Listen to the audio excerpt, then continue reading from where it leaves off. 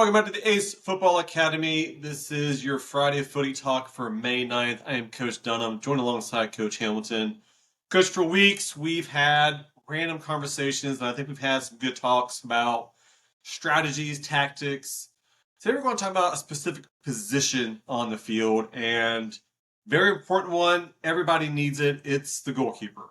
And we're going to talk about the role of the goalkeeper. You know, it's one of those conversations where, especially the youth age, it's not really discussed. Everybody's worried about first touches and good passes and how to shoot, how to cross.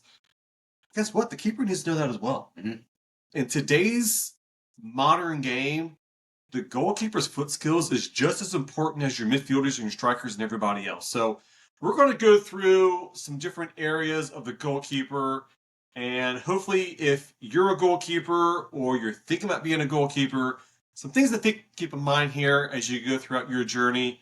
And hopefully you can pick up a few tips on the way. And arguably the toughest spot to play on the field too, right? Because, that mentality that I'm sure we'll get into in a little bit, but I think the mental side of being a goalkeeper is the hardest on the soccer field. And I don't think there's any, we say arguably the hardest position to play, but I don't think it's arguable to say that it's not the hardest position to play mentally, right? Because, no matter how many times you tell a goalkeeper, hey, they had to get past 10 other people before they got to you, it doesn't matter. They think we just lost that game 1-0 because I let that goal in. Or here's the big thing, like after matches where you get just shellacked, right? You lose 4-0, 5-0, and your keeper is like, oh, I gave up 5. Coach, I was like, yeah, you gave up 5 goals, but they shot 44 times, right? And so, but it's just so hard, I think, especially at a young age, for keepers to wrap their brains around that. And I think an episode we talked about that really applies to the goalkeeper is resiliency. Yes. It's a big factor. If you haven't listened to that episode, please go back and listen to it. Because let's dig down to topic number 1 in the goalkeeper. What are the goalkeeper's responsibilities? We're going to give 4 different areas. No specific order here. No real, this is important down to less important. Every single one is equally important here. Number 1 is shot stopping. And this can be a multitude of things. Number 1, you got to have the reflexes. Mm-hmm. A shot it's up high, it's down low, it's off to the side. You've got to have, your hand out here or there. You got to have good hand strength.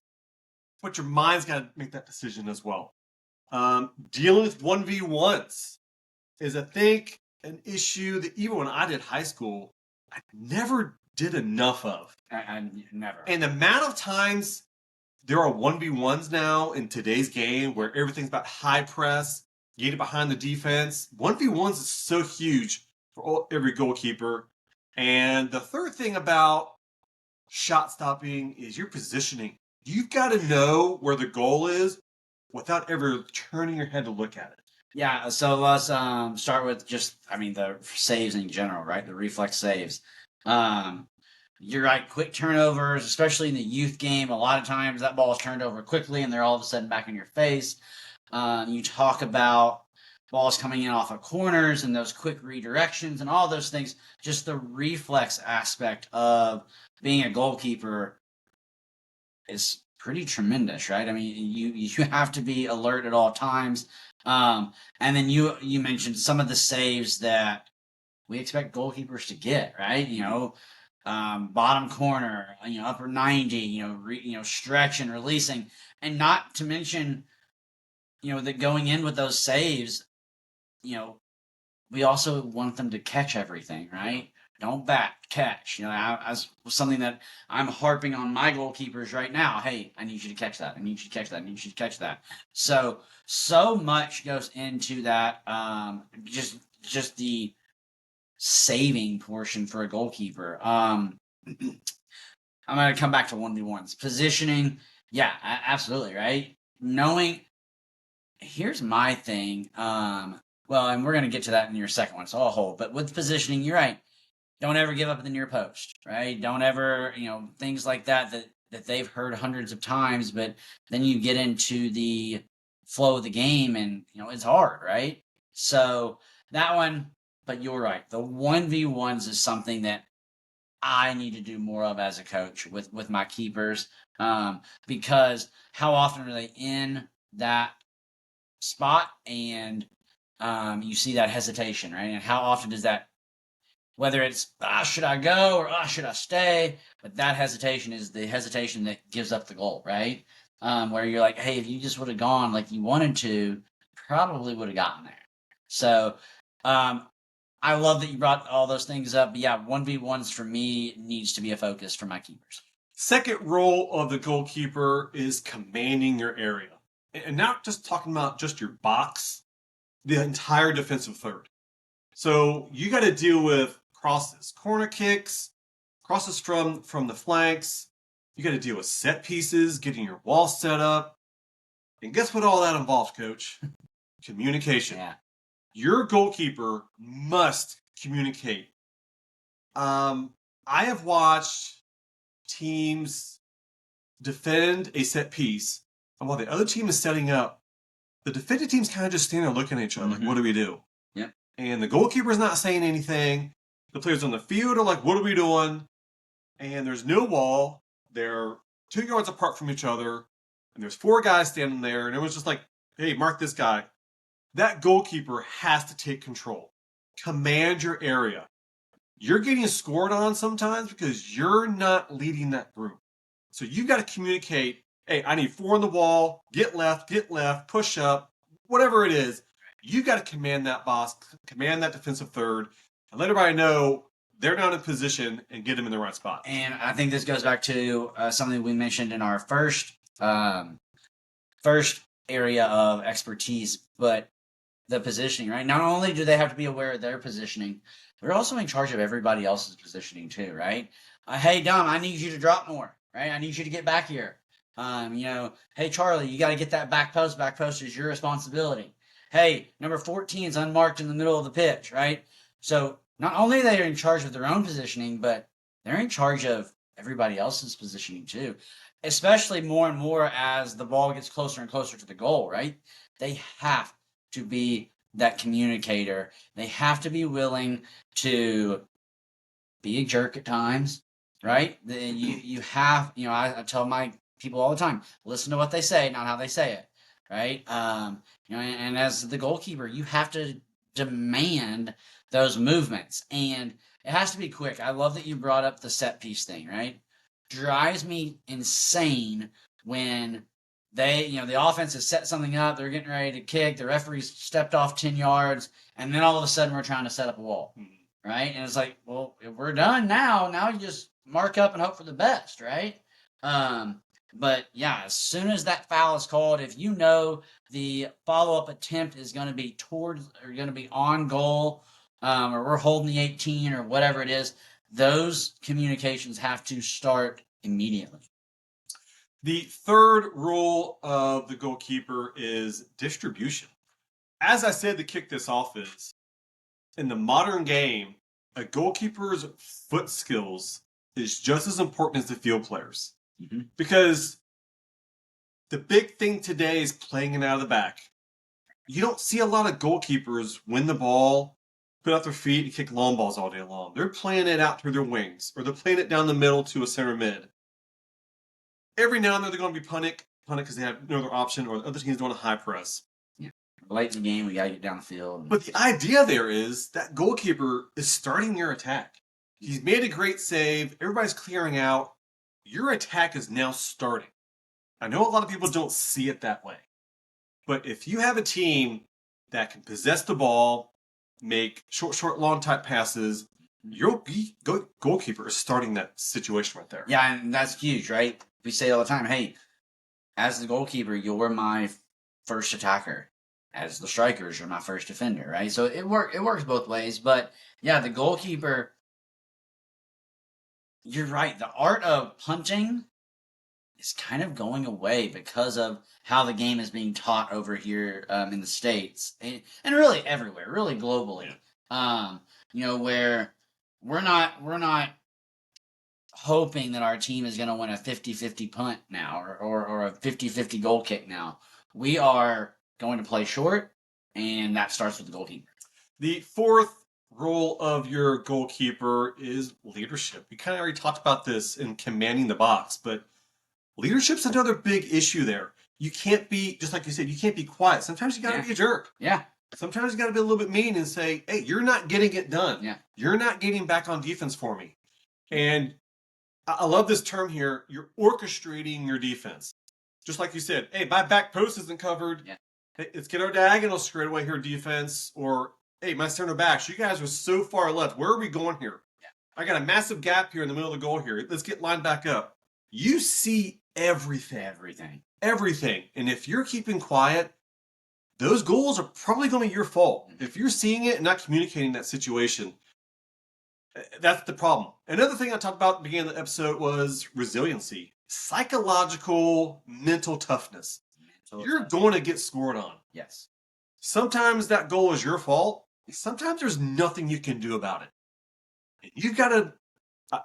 We watched Ted Lasso, and he has a great thing that he tells people is, be a goldfish. Shout out Ari Bauer. Excuse me. Why do you need to be a goldfish? Because they have a 10-second memory. If you get scored on, you take the ball out, throw it back up, and you've forgotten about that goal. You're right back in. Yeah. You're right back into getting focused.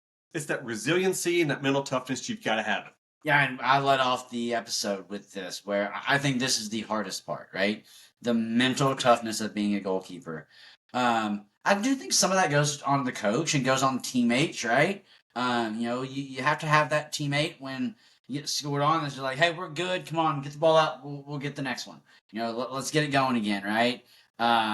We shouldn't be dwelling on it. Kind of to your point, hey, we just got to go. Like, we got to get the next one. But I think mental toughness for a goalkeeper. I never played goalkeeper except for those awkward moments when, coaches would do that to you when you were up by a lot or down by a lot and things like that. But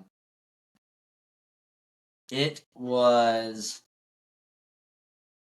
I just think that is, especially at a young age, right? Maybe as you get into high school, you start to mature, you start to handle it a little bit better.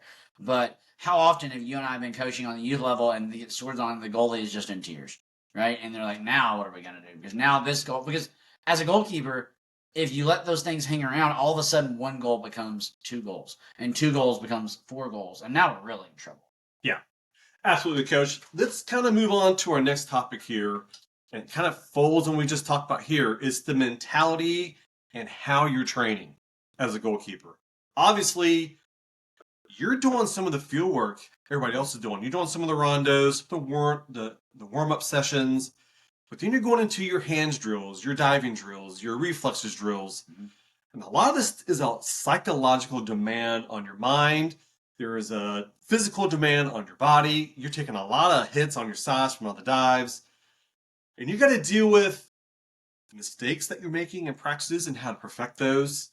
Staying engaged in games when your team's winning 5-0 and you've yet to make a single save in the game. Right. But you still got to stay focused because all they need is that one opportunity to get back in that game. So the key here is psychological demands of every game and making sure whatever age you're dealing with, you're focused and engaged no matter what's going on. Yeah, and I think that goes back to what we talked about earlier. If you are constantly communicating from the back line, that's going to help keep you engaged, right? Even when the ball is down on the other end, right? You are still the only person on the entire field that is seeing everything. Even as coaches, we're off to the side. We have that awkward angle, right? As the goalkeeper, you see everything all the time. And so being able to use your voice to help you stay engaged, I think is really, really important. Hey, we're down attacking or, whatever it is, right? Hey, Dunham, just make sure you got an eye on 12 out here. He's kind of hanging back, right? Or, hey, hey, Dunham, Charlie's pushed up for this corner kick. I need you to slide more central. Right? I need you to slide over to protect the counter.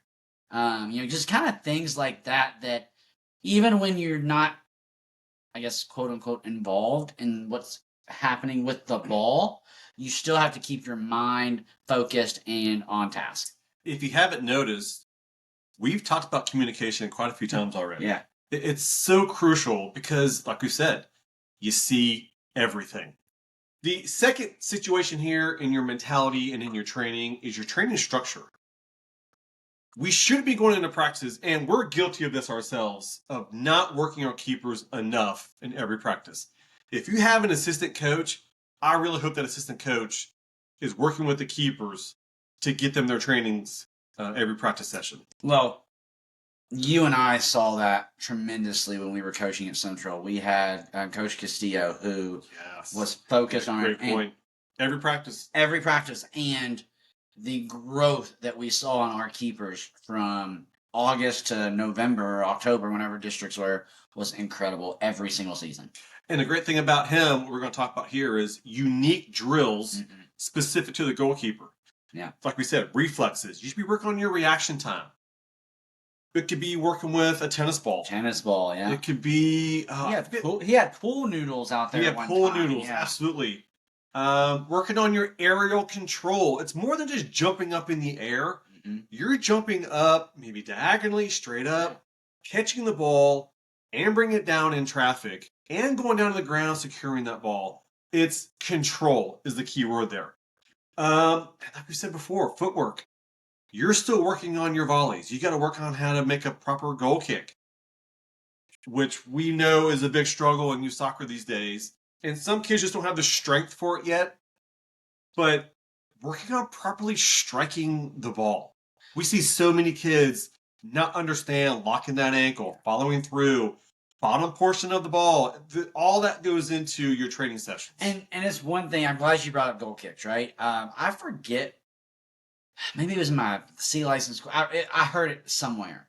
But like, if your goalkeeper, and again, we're talking at a little higher level here, but if your goalkeeper is not taking your goal kicks, then something's wrong. Absolutely. Right? Yep. If you're having to bring a center back or bring a outside or a center mid or whoever to take a goal kick simply because they have the leg, again, at the youth level, fine. But I do think not all, but some of that shift to building out of the back and playing it short has happened because of the lack of ability for a proper and long goal kick to get the ball out of our area. So I'm glad you brought that up. The other thing you mentioned was the unique drills and the footwork. So I don't know what it looks like for you, but for me in my pregame warm-up, and again, I'm guilty, just like you said, of not working my goalkeepers enough. That is something that I've got to fix, and maybe I will. But in my pregame warm-ups, my goalkeeper are a part of my normal warm-ups until about 15 minutes before the game.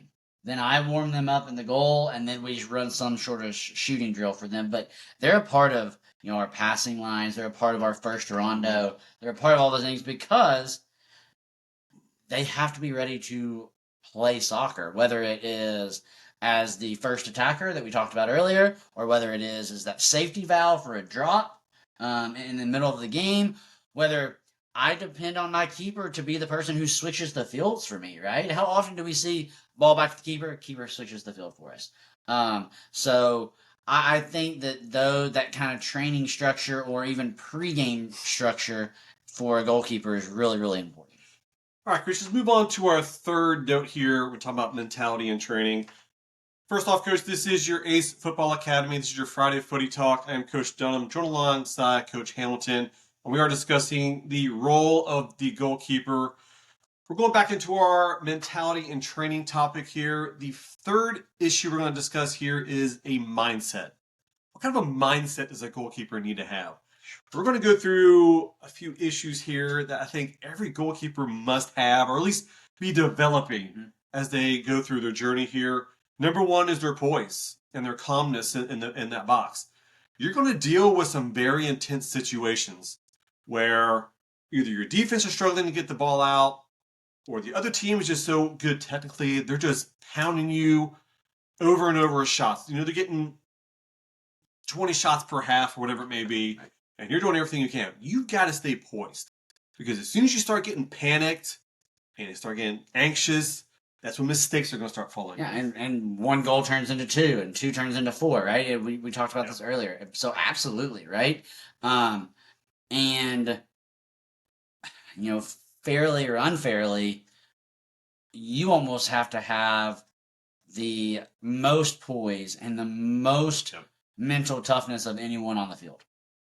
And just the opposite of that, there are times you got to be fearless. Yes. And you got to be the most intense person on the field. I tell this every time. I need my goalkeeper willing to put their face down on that ball. Yeah. Right before it's about to get struck by another player, and not even think twice about it. Yeah. It's that fearlessness and that utmost intensity, because you got to be a little crazy to be saving some of these shots here. No, absolutely. I mean, right? Yeah, that's my favorite one. The fearlessness. You just, and we mentioned, that hesitation step, right? Oftentimes, that moment of fearfulness is what causes the goal, right? It is just that millisecond of I'm gonna go, no, I'm not, yes I am. Right? It's just that millisecond of no, I'm not. Yeah. That results in, especially when you're playing a good team, a good striker is going to take advantage, is going to score.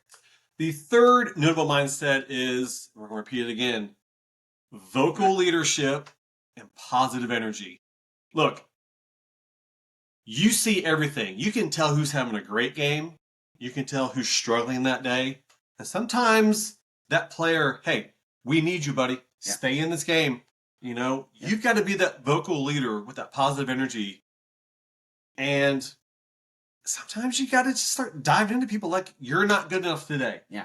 Pick up your pace. What is Get it going. What is going on with you? Dunham, what is happening? Yeah. Right? Come on. And I even tell my keepers, again, we talked about sometimes you do have to be a jerk, right? Not just my keepers, but all my team as well. It is okay that after I've looked at you and said, hey, Dunham, come on, I need a little more from you. I need a little more from you. Hey, Dunham, what is wrong? Come on, I need you to pick it up. It is okay for you to go, hey, coach, Dunham doesn't have it right now, and he needs a break. He needs a sub. Yep. Right? And, I mean, again, does it sound like a jerk move, and does it sound like you're calling people out? You are, but I think it's just more about holding people accountable. And they, and so I know how good you are. You're not playing that like that right now, so I need somebody else who is going to give me what I expect. And so, as a goalkeeper, yeah, sometimes that is hard, right? Especially if you're the one who just let the ball roll between their legs and go in the goal, right? Those make for some awkward moments, but you have to be able to lead your team vocally at all times. All right, Chris, let's move into our final topic here to end our episode on the role of the goalkeeper here. And we're going to discuss what makes a great goalkeeper. I'm going to list 4 topics before we get into it. I'm just going to list them all. Again, no particular order here because they're all equally important. Number 1, coach, consistency and confidence. How many coaches aren't that goldfish? They keep that stirring in their brains a little bit when they get scored on. Number 2, the ability to read the game. You've got to know what's going on in that game. That's staying focused and engaged, but you've got to know, are they crossing balls all day long? Are they going down the middle? Are they getting all these 1v1s? You got to anticipate what's going to happen and read the game before it goes down. Number 3, we said 1,000 times, communication. It is the goalkeeper's biggest responsibility on the field. You should be talking almost nonstop because you see everything.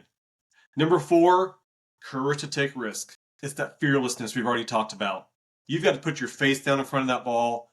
You got to go jump into the middle of 3 people trying to head the ball in, come down in traffic, keeping that ball under control. You've got to have courage, fearlessness. It all matters in making a great goalkeeper. Absolutely, and I'm going to rank them for you, Coach. I love it. Let's go. Clearly, by our conversation tonight, communication is number 1, right? I'd have to agree. Yeah, it's huge. Even if you stink at everything else as a goalkeeper, if I'm able to communicate, I can at least put my defense in the right position to help protect me and all those types of things, right? Which means I think the second most important thing on that list is the ability to read the game, right? It's going to, and then a third is consistency and confidence. It's going to make me more consistent It's going to make me feel more confident. If I can read the game, read what's happening, hey, I know that girl's getting ready to go back post and I don't have anybody on her. I need my 11 to get back and mark, right? So then my ability to read and to anticipate what is going to happen the next play is going to be so important in building that consistency and that confidence as a goalkeeper. The fourth one is there for me is the courage to take risks. You're right, absolutely important, especially in those 1v1 type moments, especially in those corner kick cross type moments where you just got to go get the ball, right? But I also go back to if I've communicated and got my team in the right spot and I'm able to read what's happening on the field, then I shouldn't have to take a ton of risk because I should have people where they need to be. I should be protected in areas that I know. And so then maybe it's like, okay, if this ball goes here, then it's on me and I gotta make the play. But if the ball goes here, it should be on Chris. If the ball goes here, it should be on Hamilton. If the ball goes here, it should be on Smith, right? So you kind of have all those things that happen. So for me, it is communication, ability to read the game, consistency and confidence, and then the courage to take those risks. Yeah, and I think you made some great points here about the ability to read the game and use your communication to adjust your defense to what you're seeing on the field. Just like you said, hey, they're probably going to be they're getting that ball out to that right wing all day, and she likes crossing. Yeah. So hey, I need my back post covered at all times. Hey, every time that wing gets that ball, I need you right here every single time. And now you're preventing goal opportunities for that other team. Right. You know? And so again, you see everything, you're reading stuff. It's like playing chess. Yeah. You're manipulating your defense because you're seeing what's going on. If you pay attention to what's going on in the game, you can see their, I guess, strategy. Are they going through their center mid? Yeah, their tendencies. Are they playing it out to the wings? Are they playing crosses? Are they playing it through the middle? What are they trying to do with the ball to get shots on goal? Well, and that's what we do as coaches, right? And then we make those halftime adjustments. We talk about it at halftime. But what if your goalkeeper on the field in the midway through the first half can say, hey, they've gone up that right side every single time they have possession. I need my 7 to stay wider and stay with their wing. Right? And now all of a sudden, as the coach at halftime, I'm like, hey, I was going to talk about how they always go up the right side, but Dunham handled that about midway through the half, right? So just the ability to read the game. Again, communication is the top notch, but ability to read the game is right there behind it. And I'll throw this one last point in there before we close up, is the goalkeeper isn't always the most athletic person on the field. And we watch these pros who, they have athletic ability, obviously, but they're not, compared to some of the players on the field, they're not the most athletic. If they're communicating and they're reading the game and they're adjusting not just their defensive positioning, but their own positioning, the athleticism isn't as important. One thing I tell my players, we can beat speed with proper positioning. Yeah. Okay? It's no different with the goalkeeper. If you're just going to stay in one spot the entire game, you're going to get scored on a lot. If we're attacking the entire game, I'm moving up and I'm communicating. I'm shouting, hey, make that backward run, or I'm coaching from the back. Yeah, absolutely. And I love that you said that, and I think that leads into the quote that you're going to end with. But before you end, I do want to say, I want when we're attacking, I want my keeper so high that it's kind of annoying, and I know that. So I always tell my keepers, hey, I want you here, so I at least need you to come here, right? Hey, I want you at the bottom of the circle, so I at least need you to come up to the semicircle at the top of the 18, right? But yeah, get involved in the offense, even if it's just, hey, that back post is wide open. Could we please play that ball over there, or some, things along that nature? Remember, we've had a lot of points here. The last phrase I'm going to give you, it's not just about stopping goals. It's about controlling the game from the back, because you see everything. Folks, we are the A.C.E Football Academy. This has been the role of the goalkeeper. I am Coach Dunham. That's Coach Hamilton. Go kick some ace.